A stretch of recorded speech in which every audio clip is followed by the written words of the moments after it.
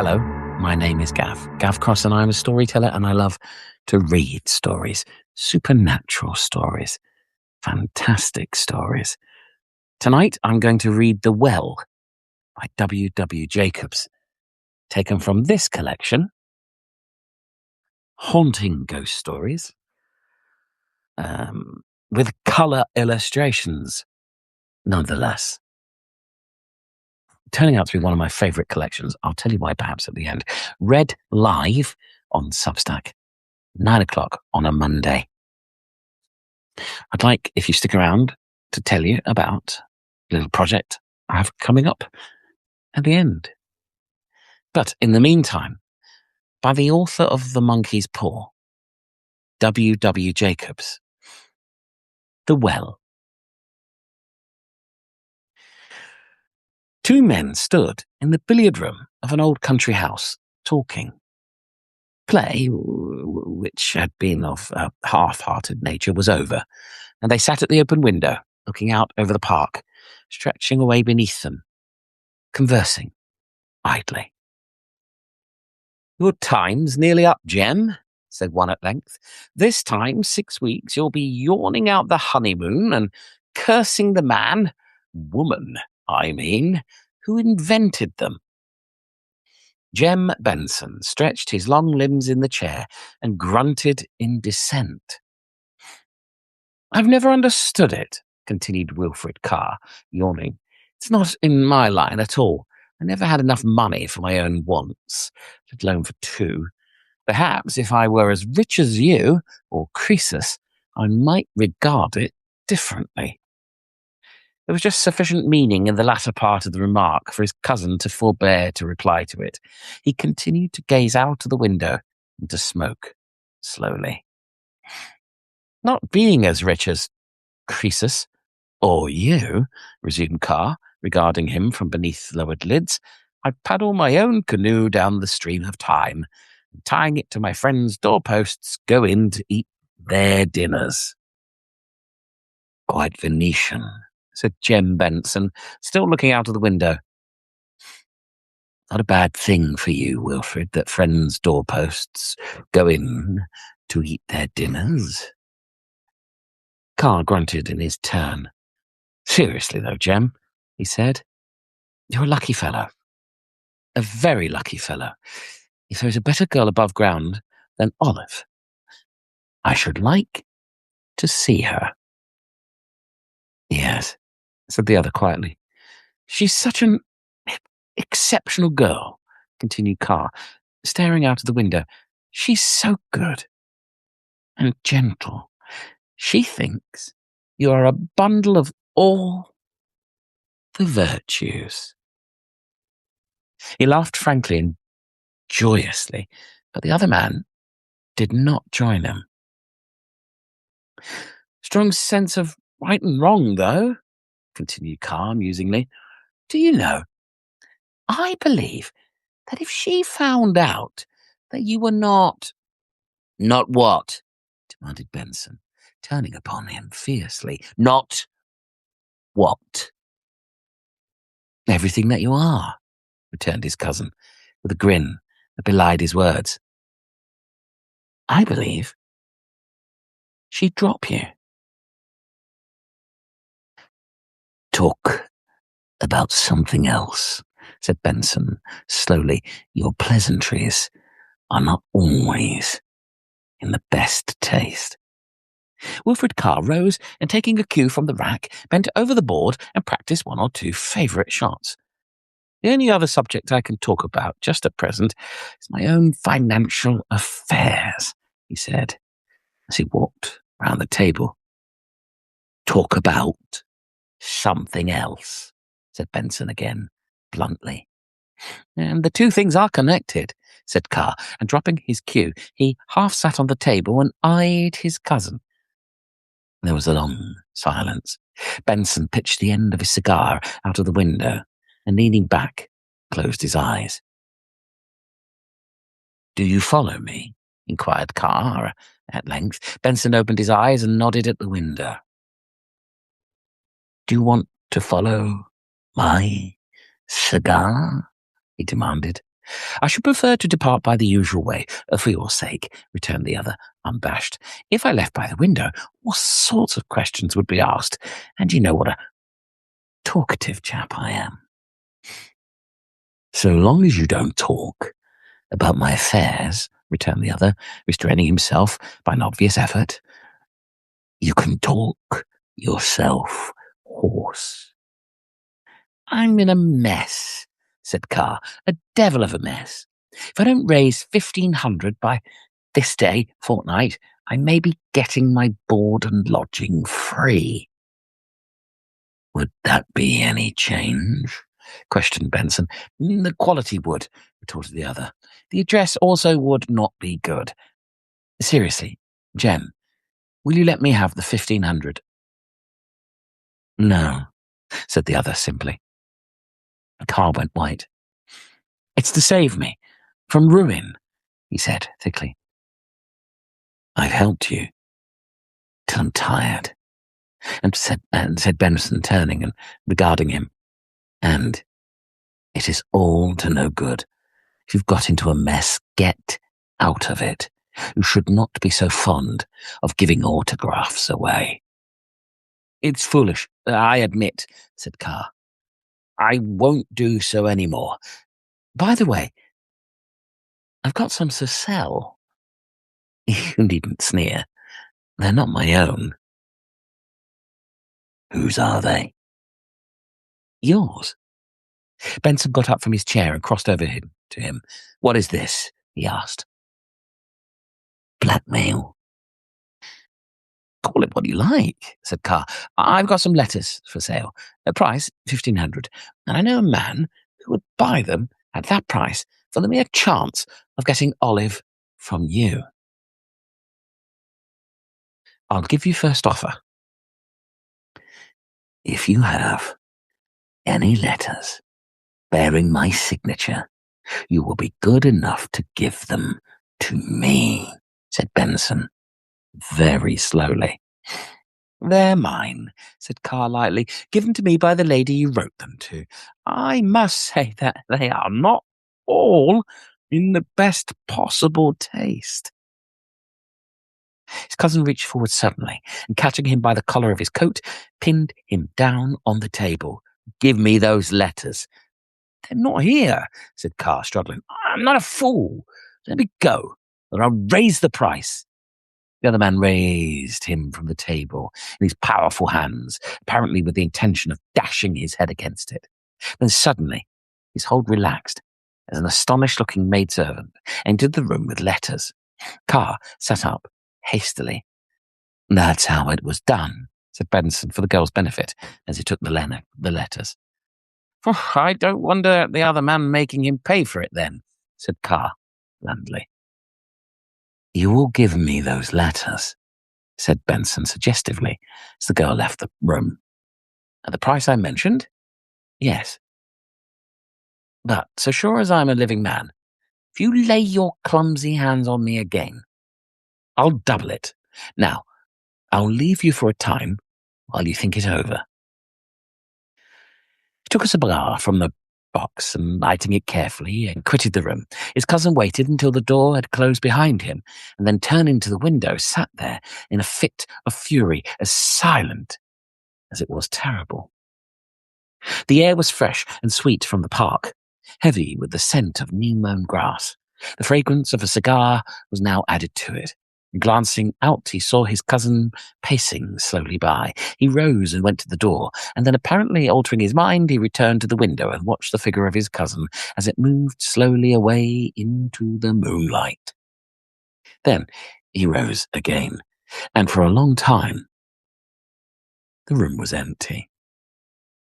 It was empty when Mrs. Benson came in some time later to say good night to her son on her way to bed. She walked slowly round the table and, pausing at the window, gazed from it in an idle thought until she saw the figure of her son advancing with rapid strides towards the house. He looked up at the window. Good night, said she. Good night, said Benson in a deep voice. Where is Wilfred? Oh, he has gone. Gone? We had a few words. He was wanting money again. and I gave him a piece of my mind. I don't think we shall see him again." "Poor Wilfred," sighed Mrs. Benson. "He's always in trouble of some sort. I hope that you were not too hard upon him." "No more than he deserved," said her son sternly. "Good night."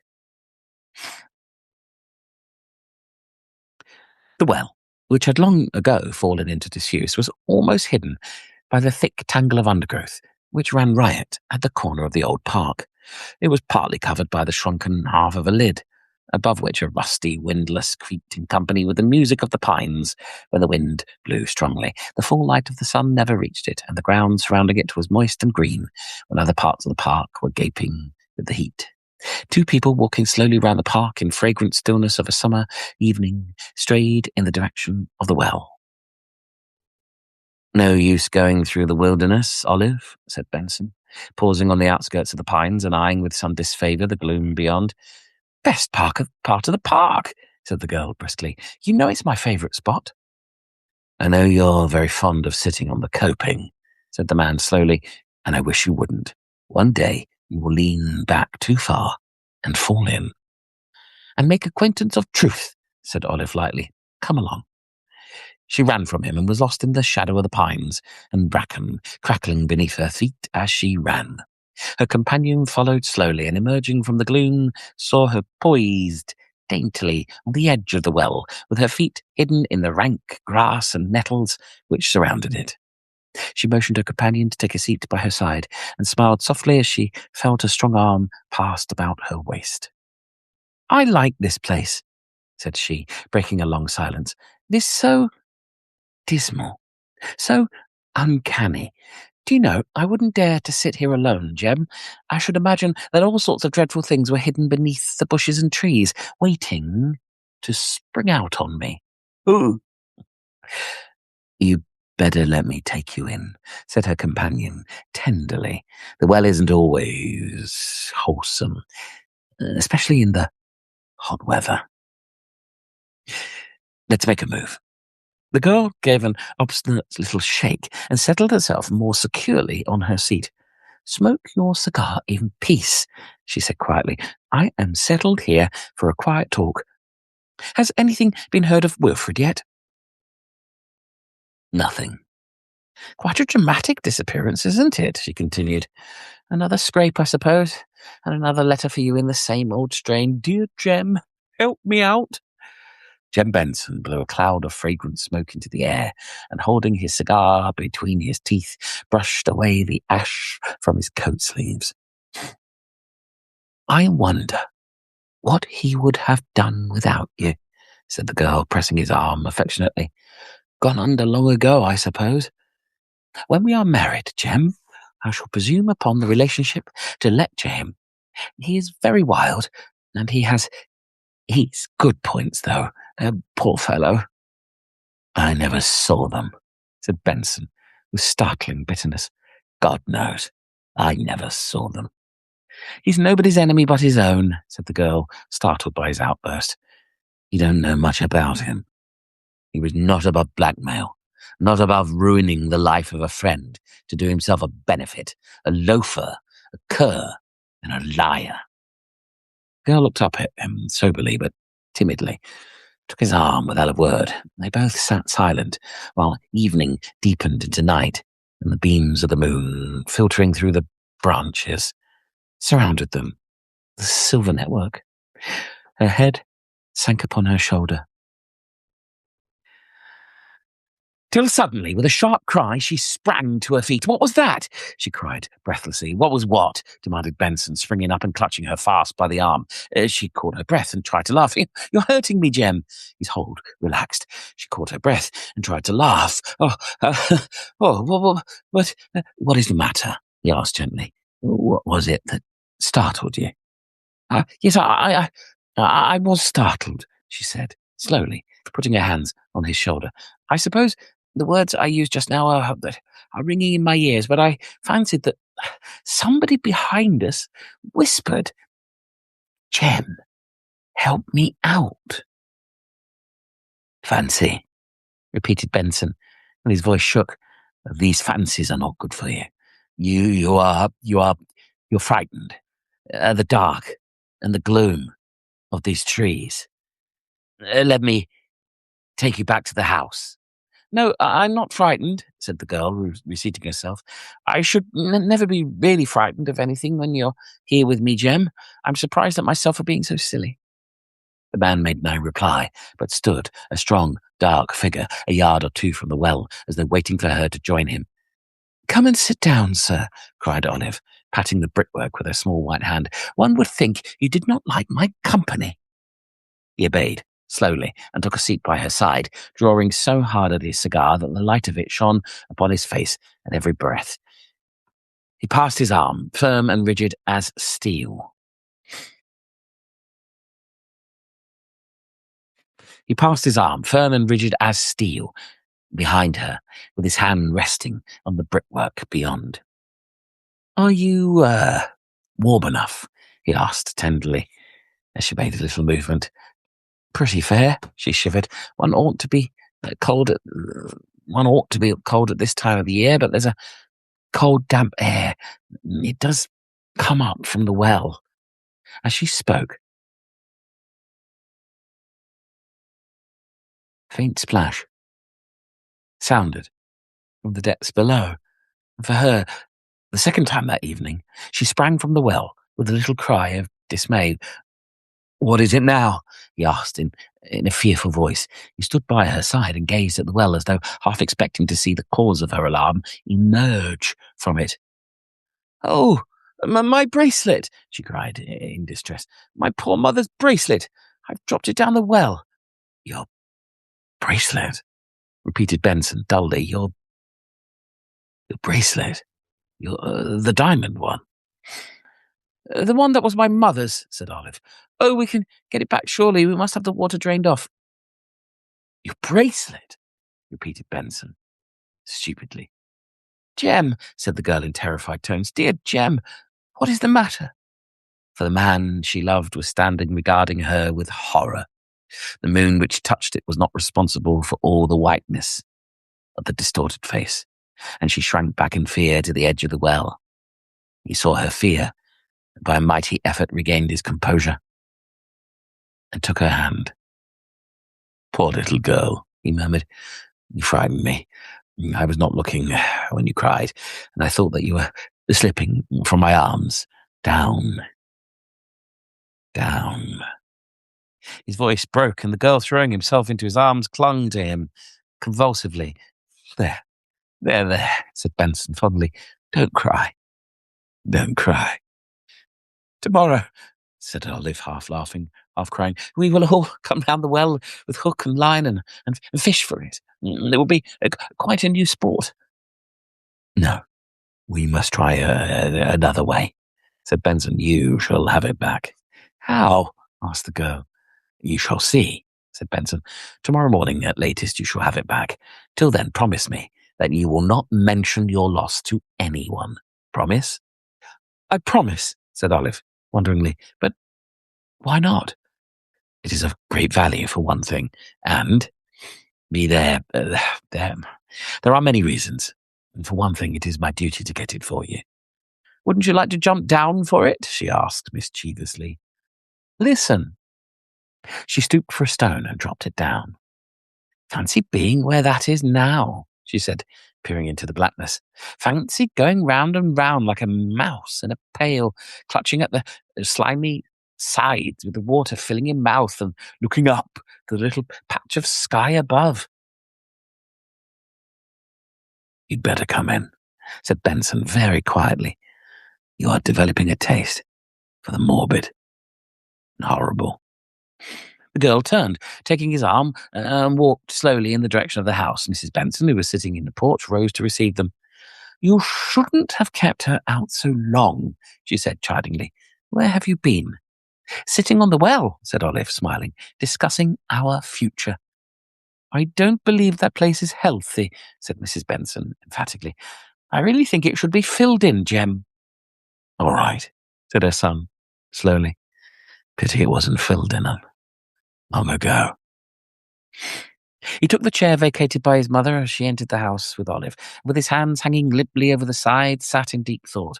After a time he rose and, going upstairs to a room which was set apart for sporting requisites, selected a sea fishing line and some hooks, books, and stole softly downstairs again. He walked swiftly across the park in the direction of the well, turning before he entered the shadow of the trees to look back at the lighted windows of the house. Then, having arranged his line, he sat on the edge of the well and cautiously lowered it. He sat with his lips compressed, occasionally looking about him in a startled fashion, as though he half expected to see something peering at him.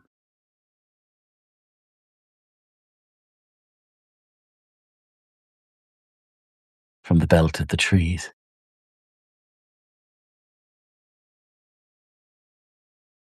Time after time he lowered his line, till at length, in pulling it up, he heard a little metallic tinkle against the side of the well. He held his breath then, and forgetting his fears, drew the line in by inch, so as not to lose its precious burden.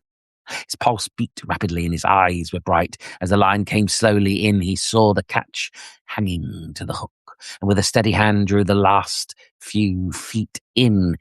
Then he saw that instead of the bracelet, he had hooked a bunch of keys.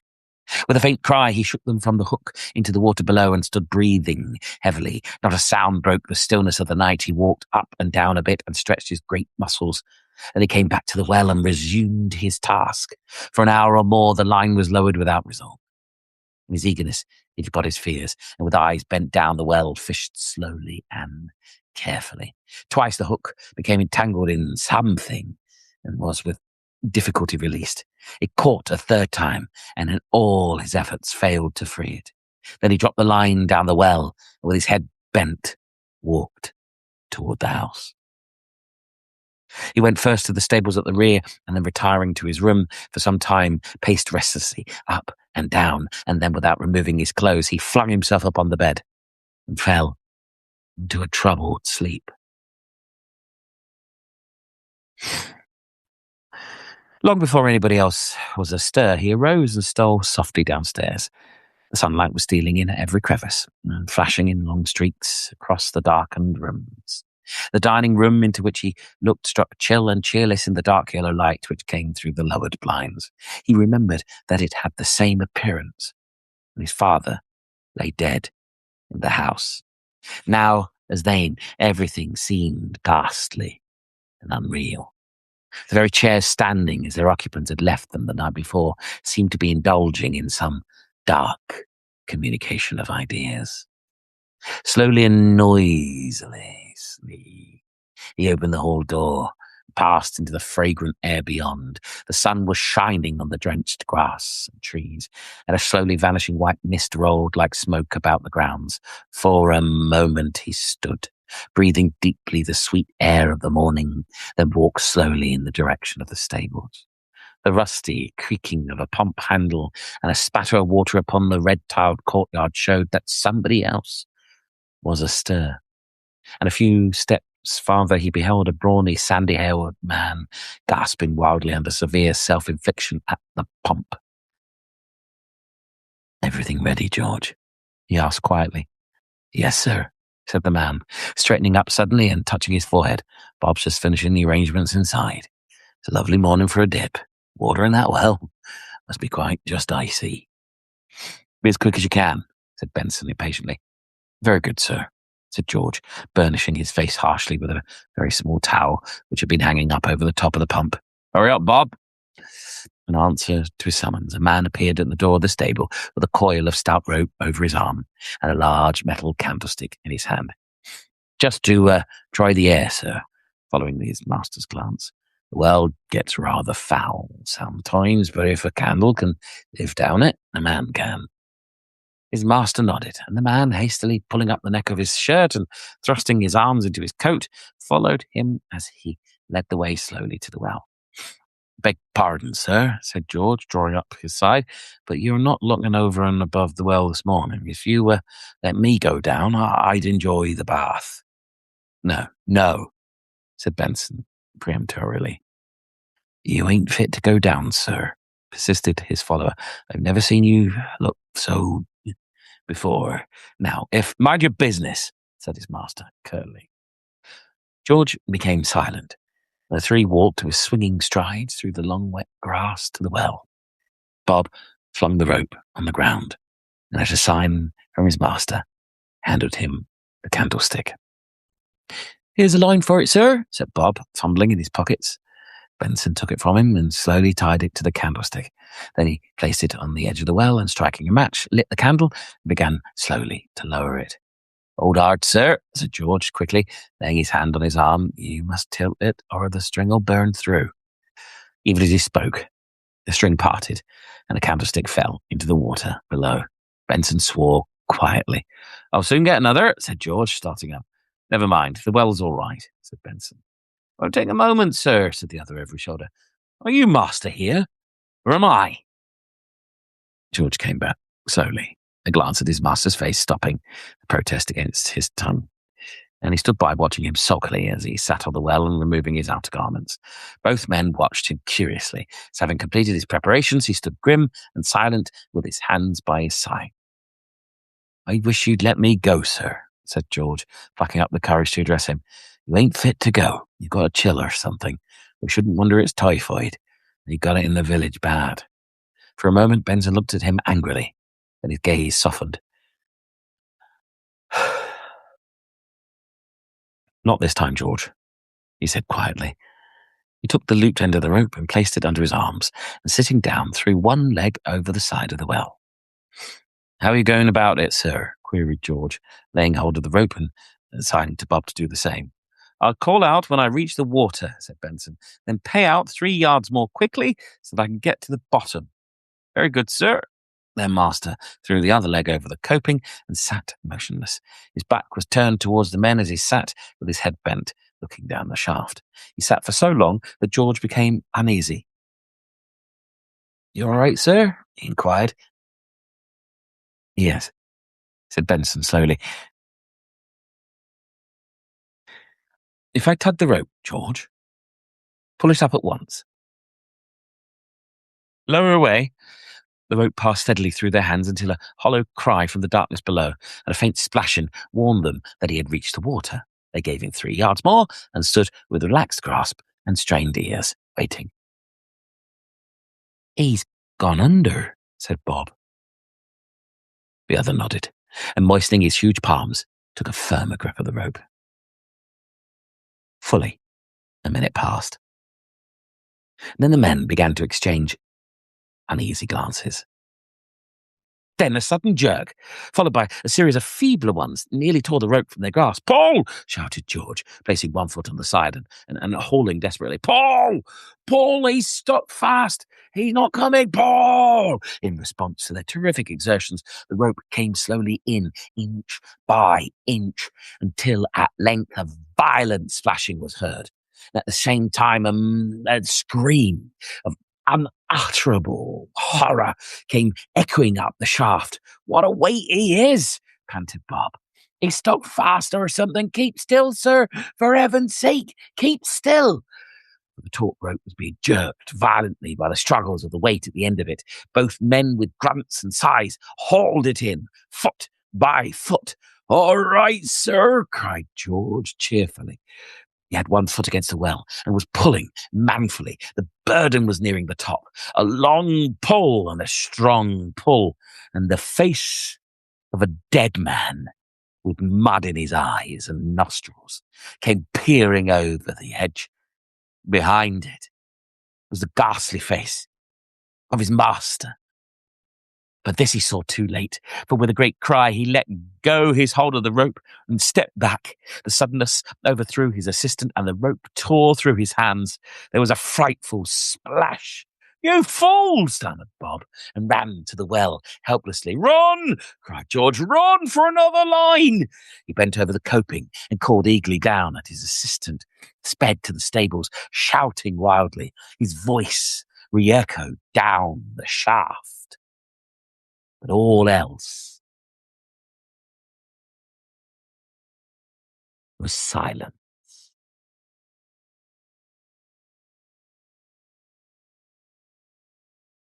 The Well by W. Jacobs. From Haunting Ghost Stories. With colour illustrations. Read by me. Live on Substack. Apologies for a couple of the stumbles. Gav Cross. Cheers. You may already be aware that I have a new bit of fun happening soon. The Haunted Book Club. Myself, an author, comic book writer, writer of the uncanny and the macabre, author of 800 Years of Liverpool Ghost Stories, and my friend, John Reppion, will be joining me here on Substack, and subsequently on YouTube, Spotify, and all of your internet places for podcasts for Haunted Book Club. They will be live, though, here on Substack. I will read the story we choose, or you will help us choose, 1 week. The next week, John and I will have a live conversation about that story, where it's come from, how it fits, what we think, and we want you to join us and have that conversation with us live on Substack. If you can't, you'll be able to catch up. Anyway, I've got to go now. I've got a well at the bottom of my garden I need to fill in with brick and hardcore before this Imbolc night is ended. Take care. Join me on Substack. Find me, Gav Cross, Storyteller. Or look for the Haunted Book Club.